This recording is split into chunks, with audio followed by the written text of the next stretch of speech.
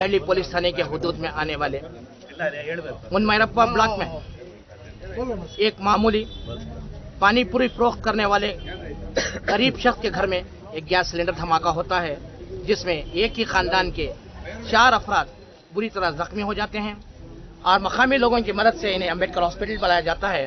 और MLA AC Srinivasa अपनी फरागदिली का मुजाहरा करते हुए इस मुतासिरा खानदान की माली इमदाद करते हैं। इसके साथ ब्लॉक प्रेसिडेंट जोशुआ भी इस मामले में पूरी तरह दिलचस्पी लेकर इनकी मदद कर रहे हैं।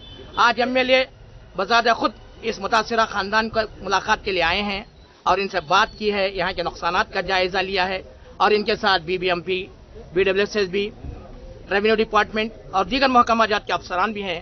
आइए जानते हैं एमएलए एसी श्रीनिवासा से उन्होंने इस हादसे के मकाम पर क्या देखा और इस मुतासिरा ಫ್ಯಾಮಿಲಿ के लिए उम्र किस तरह की मदद करेंगे। ಸರ್, ಇವಾಗ ನೀವು ಎಷ್ಟು ಸ್ಥಳಕ್ಕೆ ಬಂದಿದ್ದೀರಾ, ಫಿಸಿಕಲ್ ಇನ್ಸ್ಪೆಕ್ಷನ್ ಮಾಡಿದ್ದೀರಾ, ಇಲ್ಲಿ ಆಗಿರೋದು ಡ್ಯಾಮೇಜಸ್ ನೋಡಿದ್ದೀರಾ, ನಿಮ್ಮ ಡಿಪಾರ್ಟ್ಮೆಂಟ್ ಜೊತೆಗೆ ಎಲ್ಲ ಹಿರಿಯ ಅಧಿಕಾರಿಗಳಿದೆ, ಈ ವಿಕ್ಟಿಮ್ ಫ್ಯಾಮಿಲಿಗೆ ನೀವು ಹೆಂಗೆ ಪರಿಹಾರ? ಈಗಾಗಲೇ ನಮ್ಮವರೇ ಬಂದು ಹಾಸ್ಪಿಟ್ಲಿಗೆ ಸೇರಿಸಿದ್ದಾರೆ. ಅವ್ರಿಗೆ ನಮ್ಮ BBMP-ಇಂದನೂ ಮೇಯರ್ ಫಂಡ್ ಅಥವಾ ನಮ್ಮ ಸರ್ಕಾರದಿಂದ ಸಹಾಯ ಮಾಡ್ತೀವಿ, ನಾವು ಮಾಡಿದ್ದೀವಿ.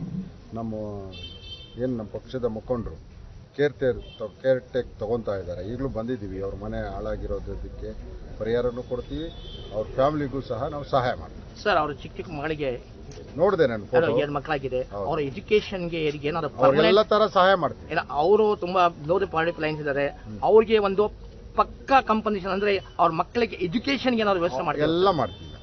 Okay sir, thank you sir.